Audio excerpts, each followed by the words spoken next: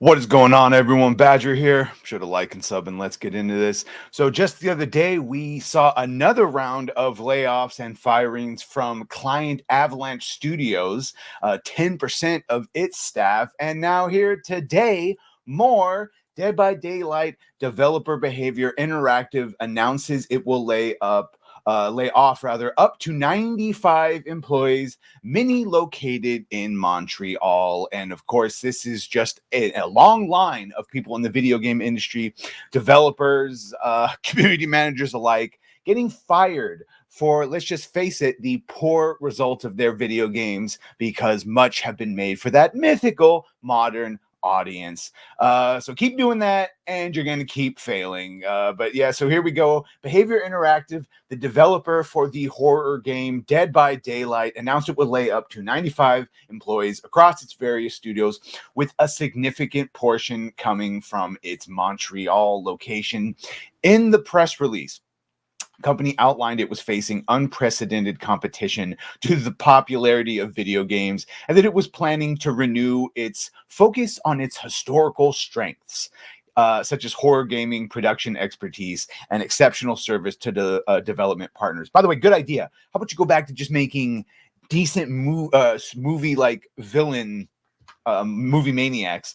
On top of renewing its focus on historical strengths, the company outlined it has clear ambitions that include lead in horror, lead in service, and explore the possibilities of location-based entertainment. In order to do this, the company announced it would reduce its team by up to 95 employees, 70 of whom are based in Montreal.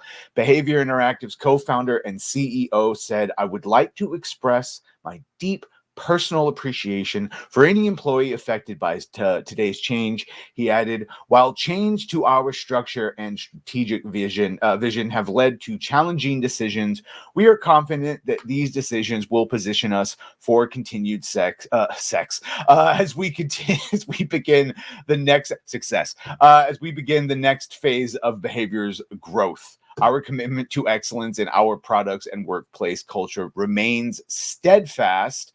The company previously laid off approximately 45 employees, or a little less than 3% of the company's workforce, in January, where they again said that because of market conditions, it necessitated adjusting the scope of several projects. In these situations, our preference is always to reassign talent to other projects. Unfortunately, this option is not always available to us.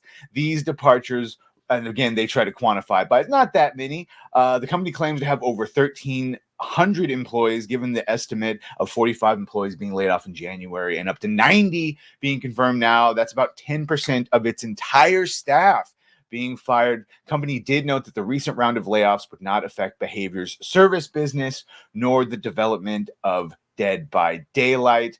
Back in 2021, the company was also allegedly working on a AAA project for Xbox and PC based on LinkedIn listings. No word on that.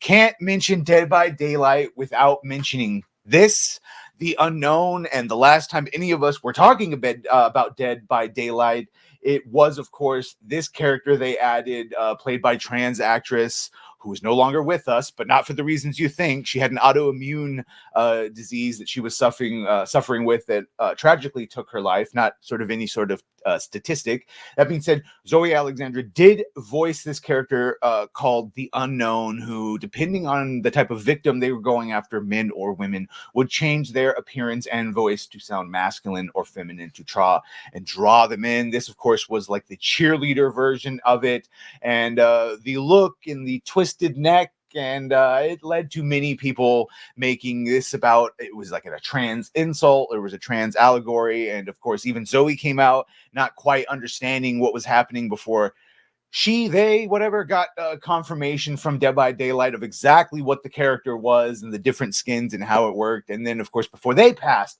they came out and said, no, everything's cool. I got no problem with Dead by Daylight or the devs. I overreacted.